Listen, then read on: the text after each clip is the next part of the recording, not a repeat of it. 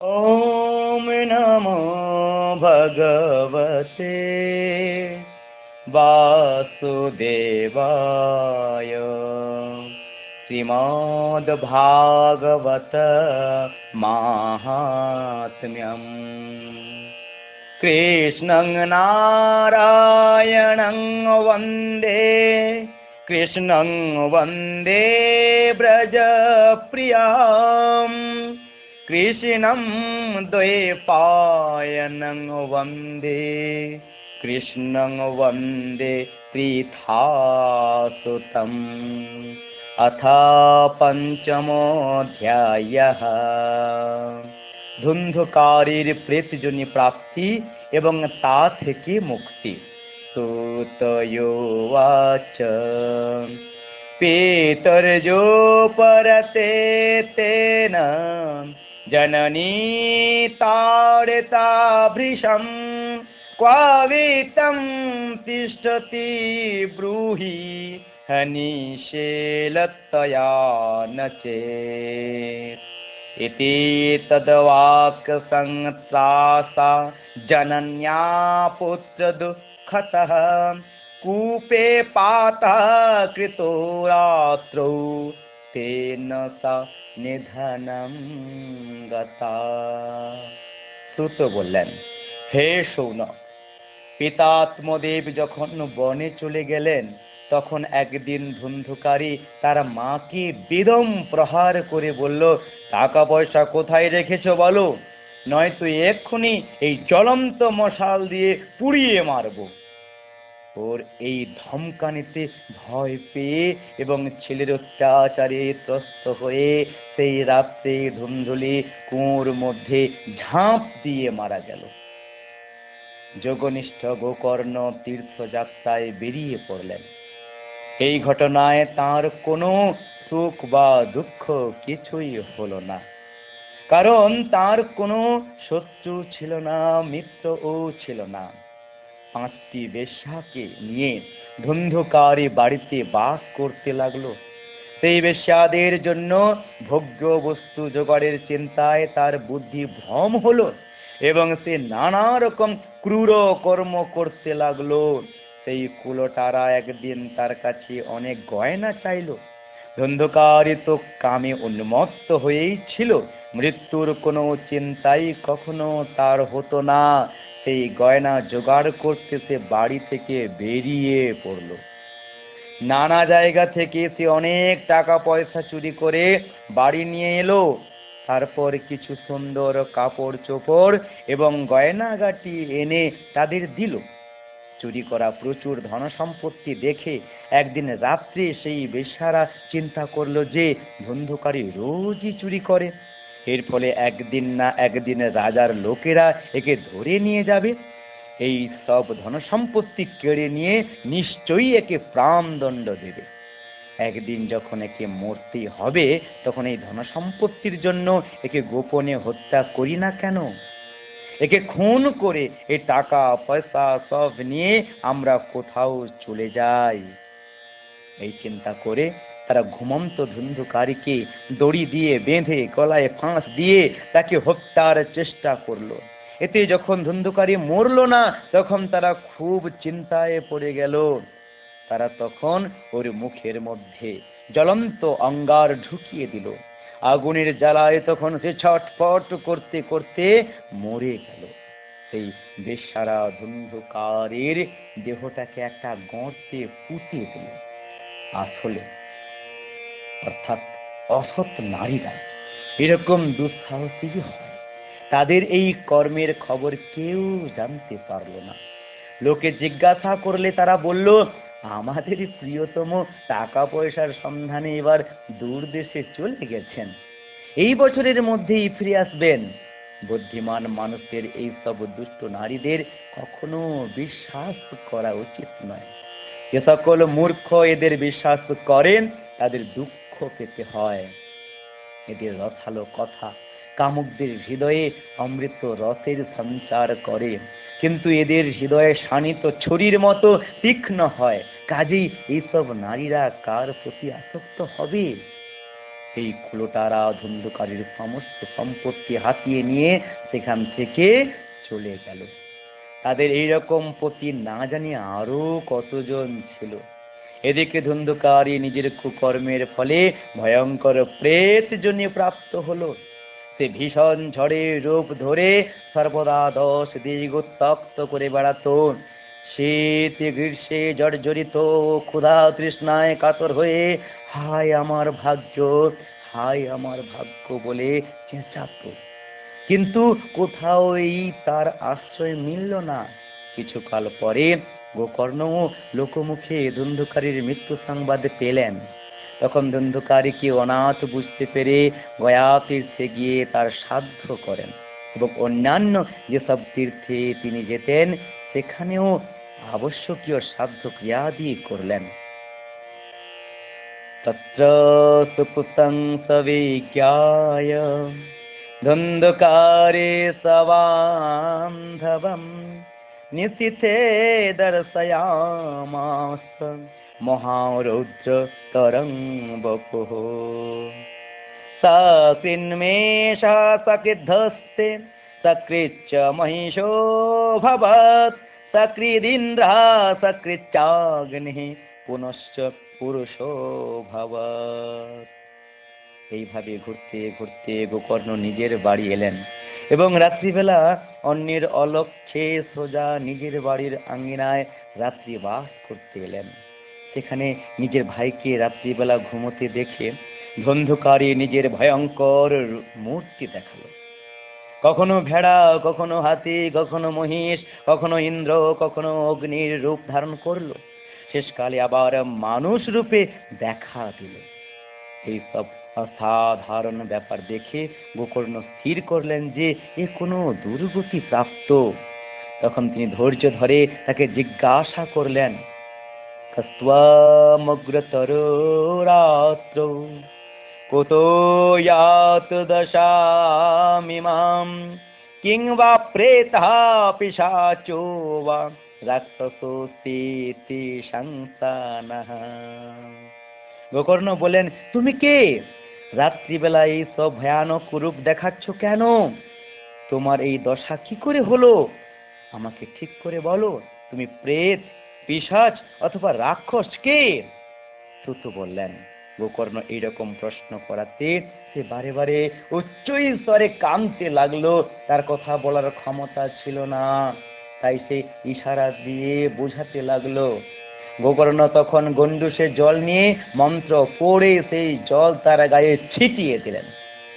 এতে তার পাপ কিছু নষ্ট হওয়াতে সে এই কথা বলতে লাগলো, আহং ভ্রাতা ত্বদীয়স্মি ধুন্ধুকারীতি নামতঃ স্বকীয়েনৈব দোষেণ ব্রহ্মত্বং নাশিতং ময়া।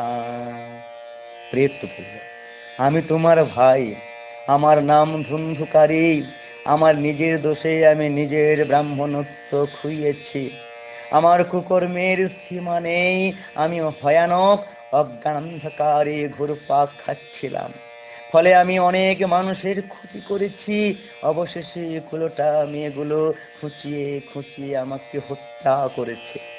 এর ফলে বর্তমানে এই প্রেত জনিতে পড়ে এই দুর্দশা ভোগ করছি। এখন দৈব বশে কর্মফলের উদয়ে কেবল বায়ু ভক্ষণ করে জীবন ধারণ করছি। ভাই, তুমি তো দয়ার সাগর, এখন কোন রকমে তাড়াতাড়ি আমাকে এই জনি থেকে মুক্ত করো। গোকর্ণ ধুন্ধুকারীর সব কথা শুনে বললেন, তদর্থম তু গয়া পিণ্ডো ময়া দত্ত বিধানতঃ তৎ কথং নৈব মুক্তোসি মমাশ্চর্যমিদং মহা। গয়া সাবধান মুক্তি চেদুপায় ন পরস্পৃহ কিং বিধয়ং ময়া প্রেত তত্ত্বং বদ সবিস্তরম। গোকর্ণ বললেন, ভাই হে, ব্যাপারটা আমার বড় আশ্চর্য ঠেকছে। আমি গয়ায় গিয়ে শাস্ত্রমতে পিণ্ড দান করেছি, তবুও তুমি প্রেত যোনি থেকে উদ্ধার হওনি। গয়া শ্রাদ্ধতে যদি তোমার মুক্তি না হয় থাকে, তবে আমি তো আর কোনো উপায় দেখছি না। তুমি সব কথা খুলে বলো, আমার এখন কি করা কর্তব্য? প্রেত বলল, গয়া শ্রাদ্ধ শতে নাপি মুক্তির মেনা ভবিষ্যতি উপায়মাপরং কঞ্চিত্তং বিচারয় সম্প্রতম। শত গয়া শ্রাদ্ধতেও আমার মুক্তি হবে না, তুমি এর অন্য কোনো উপায় করো। প্রেতের এই কথা শুনে গোকর্ণের বড় আশ্চর্য লাগলো। তিনি বলতে লাগলেন, সত্য গয়া সাধ্যতেও যদি তোমার উদ্ধার না হয়, তবে তো তোমার উদ্ধার অসম্ভবই। আচ্ছা, এখন তো তুমি নির্ভয়ে স্বস্থানে থাকো, আমি চিন্তা ভাবনা করে তোমার উদ্ধারের কোনো উপায় করব। গোকর্ণের আদেশ পেয়ে ধন্ধুকারী সেখান থেকে নিজের জায়গায় চলে গেল। এদিকে গোকর্ণ সারা রাত ধরে চিন্তা করলেন, কিন্তু কোনো উপায় খুঁজে পেলেন না। সকাল বেলা সকলে তাকে বাড়িতে দেখে খুশি হয়ে তার সঙ্গে দেখা করতে এলেন। রাত্রে যে সব ঘটনা ঘটেছিল গোকর্ণ তা সকলকে বললেন। তাদের মধ্যে যারা যোগনিষ্ঠ বিদ্বান জ্ঞানী ও বেদজ্ঞ ছিলেন, তারাও অনেক শাস্ত্র বিচার করে দেখলেন, কিন্তু উদ্ধারের কোনো পথ পাওয়া গেল না। তখন সকলে সিদ্ধান্তই করলেন যে এই বিষয়ে সূর্যদেব যা বিধান দেবেন তাই করা উচিত। গোকর্ণ তখন নিজের তপোবলে সূর্যের গতি রুদ্ধ করে দিলেন। তুভ্যং নমো জগৎ সাক্ষিণ ব্রূহি মে মুক্তি হেতুকং তচ্ছ্ত্বা দুরতঃ সূর্যঃ স্ফুটমিত্যভ্যভাসত। তারপর স্তুতি করলেন, হে ভগবান, আপনি সমগ্র জগতের সাক্ষী, আমি আপনাকে প্রণাম করছি। আপনি অনুগ্রহ করে ধন্ধুকারীর উদ্ধারের উপায় বলুন। শ্রীমদ্ভাগবতান মুক্তে সপ্তাহং বাচনম কুরু ইতি সূর্যবচা সর্বৈর ধর্মরূপম তু বিশ্রুতম। গোকর্ণের এই প্রার্থনা শুনে সূর্যদেব দূর থেকেই পরিষ্কার হয়ে বললেন, শ্রীমদ্ ভাগবতে মুক্তি হতে পারে, সুতরাং তুমি ওর জন্য শ্রীমদ্ ভাগবতের সপ্তাহ পারায়ণ করাও। সূর্যের এই ধর্ম বাক্য সকলেই শুনতে পেলেন। তখন সকলে বললেন, নিষ্ঠা ভরে এই অনুষ্ঠান করো। আর এই অনুষ্ঠান ও অতি সরল। তখন গোকর্ণ সেই অনুসারে মন স্থির করে ভাগবত কথা পাঠের জন্য প্রস্তুতি নিলেন। নানা দেশ গ্রামগঞ্জ থেকে কথা শোনবার জন্য লোকের আগমন হলো। অনেক পঙ্গু, অন্ধ, বৃদ্ধ, মন্দ বুদ্ধি মানুষ ও নিজেদের পাপ ক্ষয়ের উদ্দেশ্যে সেখানে এসে পৌঁছালো। ফলে সেখানে এমন লোক সমাগম হলো যে তা দেখে দেবতারা পর্যন্ত আশ্চর্য হয়ে গেলেন। গোকর্ণ যখন বেতাসনে বসে কথা পাঠ করতে লাগলেন, তখন সেই প্রেতও সেখানে এসে উপস্থিত হলো এবং বসবার জন্য এদিক ওদিক জায়গা খুঁজতে লাগলো। খুঁজতে খুঁজতে একটা সোজা করে রাখা 7 গাঁট যুক্ত বাঁশের উপর তার নজর পড়ল। তন্মূল ছিদ্রমাবিশ্য শ্রবণার্থং স্থিতো যশৌ বাতরূপী স্থিতিং করতো মাশক্তো বাংশমাবিশৎ। সেই বাঁশের নিচের ছিদ্রের মধ্যে ঢুকে গিয়ে সে পাঠ শ্রবণের জন্য বসে পড়ল। বাইরূপী হওয়াতে সে বাইরে কোথাও বসতে পারল না, তাই বাঁশের মধ্যে ঢুকে গেল। একজন বৈষ্ণব ব্রাহ্মণকে গোকর্ণ মুখ্য শ্রোতারূপে স্থির করলেন এবং প্রথম স্কন্ধ থেকে স্পষ্ট স্বরে কথা পাঠ আরম্ভ করলেন। বৈষ্ণবং ব্রাহ্মণং মুখ্যম শ্রোতারং পরিকল্প্য সহ प्रथमा स्कंधतः स्पष्ट मख्यानं धेनुजो करोत्। সন্ধ্যাবেলা যখন পাঠের বিশ্রাম দেওয়া হলো তখন এক বড়ই বিচিত্র ঘটনা ঘটল। সভাস্থ সকলের সামনে সেই বাঁশটির একটি গাঁট মট মট করে ফেটে গেল। এইভাবে দ্বিতীয় দিন সন্ধ্যাবেলা দ্বিতীয় গাঁটটি ফেটে গেল এবং তৃতীয় দিন একই সময়ে তৃতীয় গাঁটটি ফেটে গেল। এইভাবে 7 দিনে 7টি গাঁট ভেদ করে ধুন্ধুকারী 12টি স্কন্ধ শ্রবণ করে পবিত্র হয়ে প্রেত যোনি থেকে মুক্ত হয়ে গেল এবং দিব্যরূপ ধারণ করে সকলের সামনে দেখা দিল। তার নবঘন শ্যাম দেহ, পীতাম্বর ও তুলসী মালায় শোভিত, মাথায় মনোহর মুকুট আর কর্ণে কমনীয় কুণ্ডল চিকচিক করেছিল। দিব্য রূপ ধর জাত তুলসী রাম মণ্ডিত, পীতবাসঘন শ্যাম মুকুটি কুণ্ডলান্বিত। নিজের ভাই গোকর্ণকে সত্তর প্রণাম করে সে বলল, ভাই হে, তুমি কৃপা করে আমাকে প্রেত যোনি থেকে মুক্তি দিয়েছ। প্রেত পীড়া নাশকারী শ্রীমদ ভাগবত কথা ধন্য, আর শ্রীকৃষ্ণের পরম ধাম প্রদানকারী শ্রীমদ ভাগবতীর সপ্তাহ পারায়ণ ও ধন্য। ধন্যা ভাগবতী বার্তা প্রেত পীড়া বিনাশিনী, সপ্তাহোপি তথা ধন্যঃ কৃষ্ণ লোক ফলপ্রদঃ।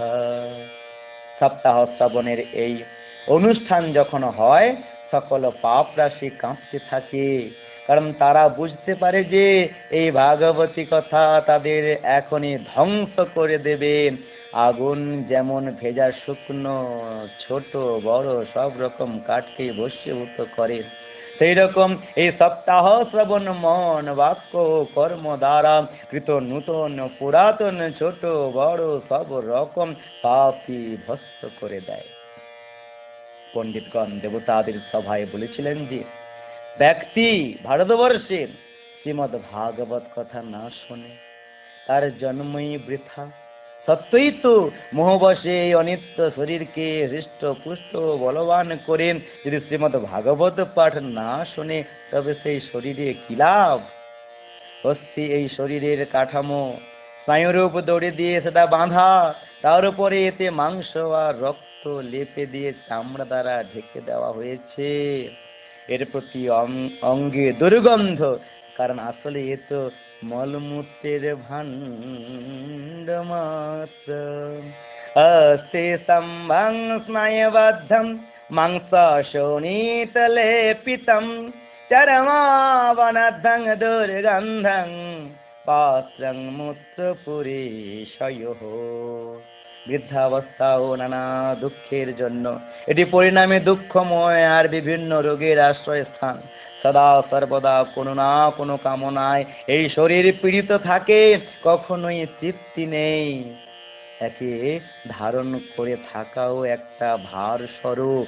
এর প্রতি রোম কূপ নানা দোষে পরিপূর্ণ এবং এই শরীর শেষ হয়ে যেতে মুহূর্তও লাগে না।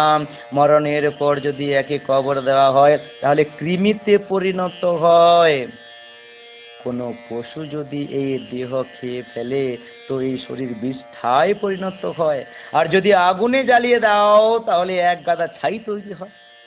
কৃমিবিড ভস্ম সংয়ান্তং শরীরমিতি বর্ণিতম, অস্থিরেণা স্থিরং কর্ম কুতয়ং সাধয়েন্নহি। এই শরীরের এই 3 পরিণতি বলা হয়।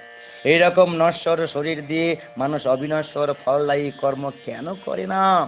যে অন্ন সকালে রান্না করা হয় সন্ধ্যাকালে তা পচে যায়, সেই অন্ন দিয়ে পুষ্ট শরীরের নিত্যতা কি করে হবে? এই ভুলকে শ্রীমদ ভাগবতের সপ্তাহ শ্রাবণে মানুষের ভাগবত প্রাপ্তি ত্বরান্বিত হতে পারে। তাই সব রকম পাপ স্খলনের এটি একমাত্র উপায়। যে সকল ব্যক্তি ভাগবত কথা থেকে বঞ্চিত, তারা তো জলের মধ্যে বুদবুদ আর জীবের মধ্যে মশার সমান, কেবল মৃত্যুর জন্যই জন্মায়। বুদবুদা ইব তো येषु মশকা ইব জন্তুষু জয়ন্তে মরণা ওইব কথা শ্রবণ বর্জিতাঃ। যার প্রভাবে জড় ও শুকনো বাঁশের গাঁট ফাটতে পারে, সেই ভাগবত কথা শ্রবণে মনের গ্রন্থি ভেদ কোনো বড় কথা? সপ্তাহ শ্রবণে মানুষের হৃদয় গ্রন্থি খুলে যায়, মনের সমস্ত সংশয় দূর হয়ে যায় এবং সমস্ত কর্ম ক্ষীণ হয়ে যায়। এই ভাগবত কথার তীর্থ সংসারের ক্লেশ ধুয়ে মুছে পরিষ্কার করতে অতিশয় পটু। পণ্ডিতরা বলেন যে এই কথা হৃদয়ে বিরাজ করলে সেই মানুষের মুক্তি অবশ্যম্ভাবী। অন্ধকারী যখন এসব কথা বলছিল, সেই সময় ভগবানের বৈকুণ্ঠবাসী পার্শ্বদের নিয়ে এক দিব্য বিমান সেখানে উপস্থিত হলো। সেই বিমান থেকে সর্বত্র মণ্ডলাকার দীপ্তি বিচ্ছুরিত হচ্ছিল। এবং ব্রবতি বয়ে তস্মিन् বিমানমাগমত্তদা বৈকুণ্ঠবাসিভির্যুক্তং প্রস্ফুরদীপ্তিমণ্ডলম। সকলের চোখের সামনে ধুন্ধুকার সেই বিমানে উঠে বসলো। তখন সেই বিমানে আগত পার্শ্বদের দেখে গোকর্ণ এই কথা বললেন, অত্রৈব বহবঃ সন্তি শ্রোতারো মম নির্মলাঃ আনীতানি বিমানানি ন তেষাং যুগপৎ কুতঃ শ্রবণং সমভাগেন সর্বেষামিহ দৃশ্যতে ফলভেদঃ কুতো জাতঃ প্রব্রুবন্তু হরে প্রিয়াঃ। গোকর্ণ প্রশ্ন করলেন, হে ভগবানের প্রিয় পার্ষদ বৃন্দ, এখানে তো আমাদের অনেক শুদ্ধ অন্তঃকরণ শ্রোতারা রয়েছেন, এদের সকলের জন্য আপনারা একসঙ্গে অনেকগুলো বিমান কেন আনেননি? আমি তো দেখছি যে এখানে সকলে সমানভাবে পাঠ শুনেছে, কিন্তু ফলপ্রাপ্তিতে এরকম পার্থক্য কেন হলো, একথা আমাকে বলুন। শ্রী ভগবানের সেবকগণ বললেন, শ্রবণস্য বিভেদেন ফলভেদোত্র সংস্থিতঃ শ্রবণং তু কৃতং সর্বৈর ন তথা মননং কৃতম ফলভেদস্ততো জাতো ভজনাদপি মানদ।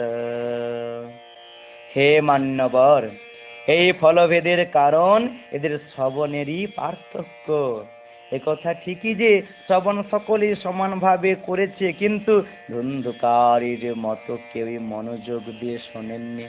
সেই জন্য একসাথে শ্রবণ করলেও শ্রবণের ফলের পার্থক্য হয়েছে।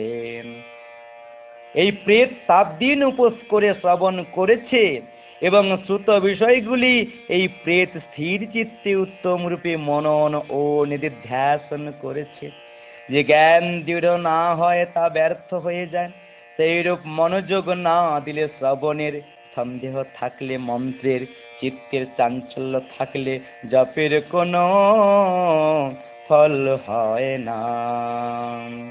আদৃঢ়ং চ হতং জ্ঞানং প্রমাদেন হতং শ্রুতং সংদিগ্ধহি অতো মন্ত্র ব্যগ্রচিত্তো অতো জপঃ। বৈষ্ণবহিন্দেশ অপাপ্তকৃত সাবধান্য ভোজন, আশ্রয়ত্রয়ীকে প্রদত্ত দান এবং আচারহীন কুল এসব নষ্ট হয়ে যায়। গুরুবাক্যে বিশ্বাস, নিজের দীন ভাব, মনের দোষসমূহের ওপর আধিপত্য এবং পাঠ শ্রবণে চিত্তের একাগ্রতা, এসব নিয়ম যদি পালন করা যায় তাহলে শ্রবণের যথার্থ ফল লাভ হয়। এই সব শ্রোতারা যদি পুনরায় শ্রীমদ্ ভাগবত পাঠ শ্রবণ করে তবে এরা সকলেই নিশ্চিতভাবে বৈকুণ্ঠ গতি লাভ করবে।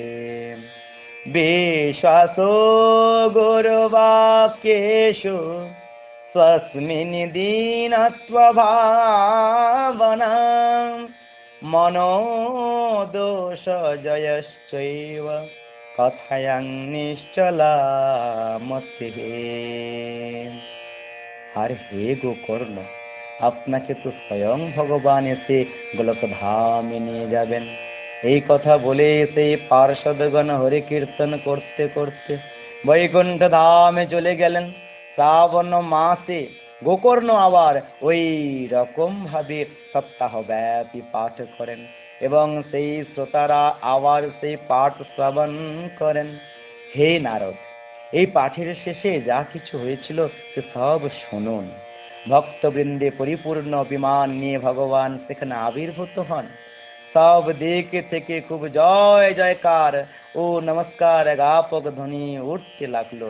ভগবান স্বয়ং আনন্দিত হয়ে নিজের পাঞ্চজন্য শঙ্খ ধ্বনি করতে লাগলেন এবং গোকর্ণকে বুকে জড়িয়ে নিজের সদৃশ করে দিলেন। ক্ষণকাল মধ্যেই তিনি অন্য সব শ্রোতাদের ও নবঘনশ্যাম রেশমি পীতাম্বরধারী এবং কিরীট ও কুণ্ডলাদি শোভিত করে দিলেন। সেই গ্রামে কুকুর ও চণ্ডাল পর্যন্ত যত জীব ছিল তারা সকলেই গোকর্ণের কৃপায় বিমানে জায়গা পেল এবং যোগীরা যে স্থানে গমন করেন সেই ভগবত ধামে তাদের পাঠিয়ে দেওয়া হলো। এইরূপে ভক্তবৎসল ভগবান শ্রীকৃষ্ণ পাঠ শ্রবণে সন্তুষ্ট হয়ে গোকর্ণকে সঙ্গে নিয়ে নিজের গোপপ্রিয় গোলক ধামে চলে গেলেন। অযোধ্যাবাসিনো পূর্বম যথা রামেণ সঙ্গতঃ তথা কৃষ্ণেন তেনীতা গোলকং যোগী দুর্লভম। পুরাকালে যেভাবে অযোধ্যাবাসীরা ভগবান শ্রী রামচন্দ্রের সাথে সাকেত ধামে গমন করেছিলেন, সেই রকম ভগবান শ্রীকৃষ্ণ তাদের সকলকে যোগী দুর্লভ গোলক ধামে নিয়ে গেলেন। যেই লোকে সূর্য চন্দ্র বা সিদ্ধগণেরও গতি হয় না, শ্রীমদ্ ভাগবত তারা সেই লোকে গমন করল। হে নারদ, সপ্তাহ যজ্ঞের দ্বারা পাঠ শ্রবণে যেরকম উজ্জ্বল ফল সঞ্চিত হয় সে বিষয়ে আপনাকে কি আর বলবো। হো, নিজ কর্ণেজ গোকর্ণের পাঠের এক অক্ষর শ্রবণ করেছে, সে আর দ্বিতীয়বার জন্ম গ্রহণ করেনি। শুধুমাত্র বায়ু, জল ও গাছের পাতা খেয়ে শরীরকে শীর্ণ করে বহুকাল ঘোর তপস্যা করে বা যোগ সাধন করেও যে গতি লাভ করা যায় না, সেই গতি শুধুমাত্র সপ্তাহ শ্রবণে সহজলভ্য হয়। চিত্রকূটে বসে এই পরম পবিত্র ইতিহাস মনীশ্বর শাণ্ডিল্য ও ব্রহ্মানন্দে মগ্ন হয়ে পাঠ করতে থাকেন। এই কথা বড়ই পবিত্র। একবার মাত্র শ্রবণেই সমগ্র পাপ রাশিকে ভস্মীভূত করে দেয়। সাধ্যকালে পাঠ করলে পিতৃগণের অত্যন্ত তৃপ্তি হয়, আর নিত্য পাঠ করলে মোক্ষ প্রাপ্তি হয়। ইতিহাসমিমং পুণ্যম শাণ্ডিল্যোऽপি মুনীশ্বরঃ পঠতে চিত্রকূটস্থো ব্রহ্মানন্দ পরিপ্লুতঃ। আখ্যানমেতৎ পরমং পবিত্রং শ্রুतं সকৃদ্বৈ বিদহেদঘৌঘಂ শ্রাদ্ধে প্রযুক্তং পিতৃতৃপ্তিমাবহে নিত্যং সুপাঠাদ পুনর্ভবং চ। ओम श्री पद्म पुराणे उत्तरखंडे श्रीमद् भागवत महात्म्ये गोपर्णमोक्षवर्णनं नाम पञ्चमो। ॐ तत्सत्। हे कृष्ण करुणा सिन्धो दीनबन्धो जगत्पते गोपेश गोपिकान्त राधाकान्त नमोस्तुते। गजेंद्र नंदन श्री कृष्ण कन्हैया लाल की जय। हरि ओम तत्सत्।